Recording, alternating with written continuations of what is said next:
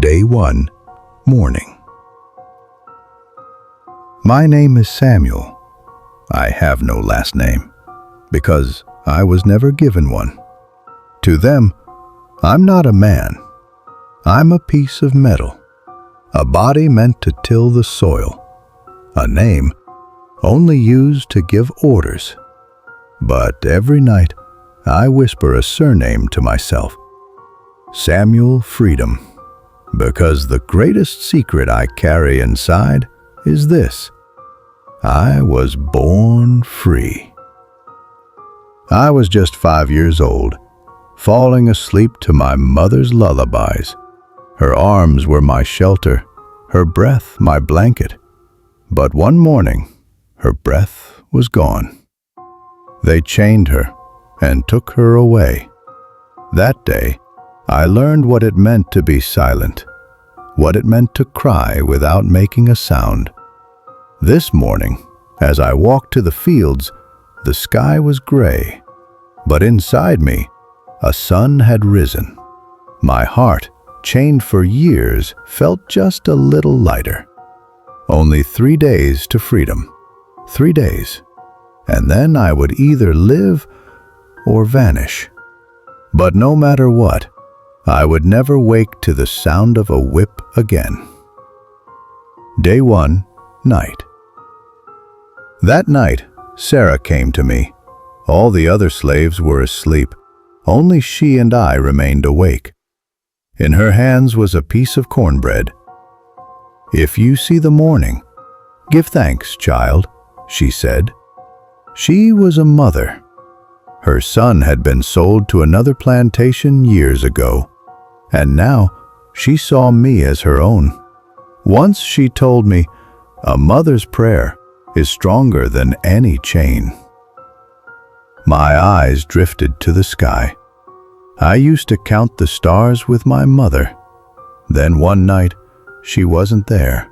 Only the sound of the master's boots remained. That was the night I understood. Some absences don't echo, they simply ache. Looking at the stars, I murmured, 1, 2, 3, just 3 more nights. Day 2, Daytime. That day, the master called for me. His eyes held something unfamiliar, suspicion. "What are you hiding, damn slave?" he barked. And then, the whip. The first strike burned my back. The second blurred my vision. The third knocked me to my knees, but the fire inside me did not go out. It wasn't the first time I'd felt pain, but it was the first time I let it touch me, because every pain cracked the chains inside me just a little more. Pain didn't teach me fear. It taught me patience. It taught me silence, planning, and waiting for the right moment. As I collapsed beneath the whip, my mind wandered back in time. I remembered my first escape attempt as a teenager. The days were always the same. The smell of the soil, the sound of whips, the stones cutting into our feet. But the nights, the nights belonged to us. Short, quiet, but ours. Every evening, after the work was done, they locked us inside the barn. They called it a barn, but it was our sanctuary. The walls were broken, the ground was cold, but there was warmth in there. As long as we were together, that place felt like a temple. Sometimes we just sat in silence, but some nights we broke our chains with songs. We had no schools, no books, but we knew hundreds of melodies. On those nights, we sang. Sometimes with hope, sometimes through tears. Old Marlin, a former slave, had a voice that came from deep within. Whenever he began, the others joined in. Oh freedom over me." Someone would tap a rhythm, someone else would whistle, and those songs, they were stronger than any chain. We had quiet conversations too, whispers really, as if even our dreams weren't allowed to be heard. One night, someone asked me, "Samuel, what would you be if you were free?" I smiled, looked up, but the sky wasn't visible, just hay falling from the ceiling. "I'd be a tailor," I said.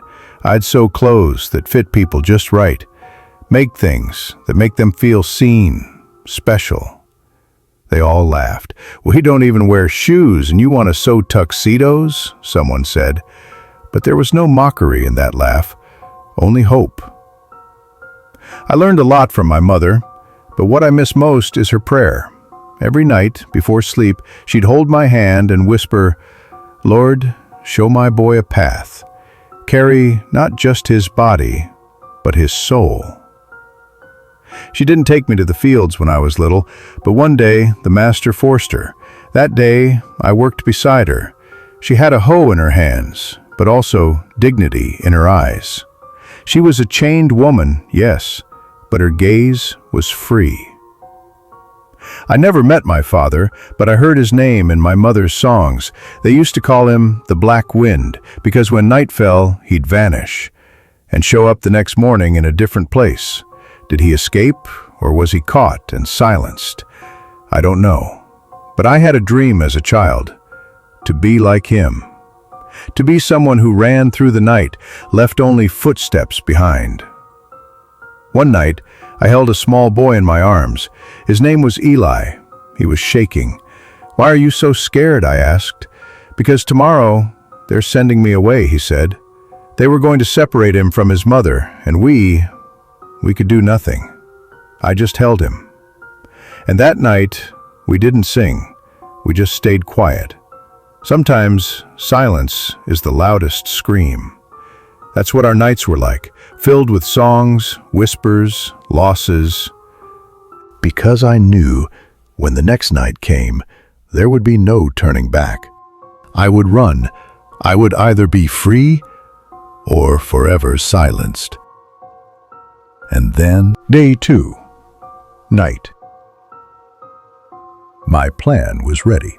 I would follow the North Star. I'd leave salted meat near the brush to distract the master's dogs.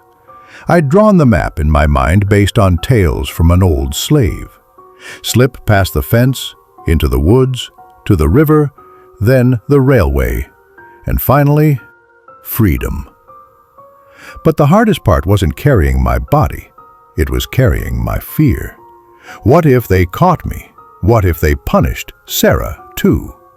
A voice inside whispered, "Breaking the chain is not courage, it's destiny."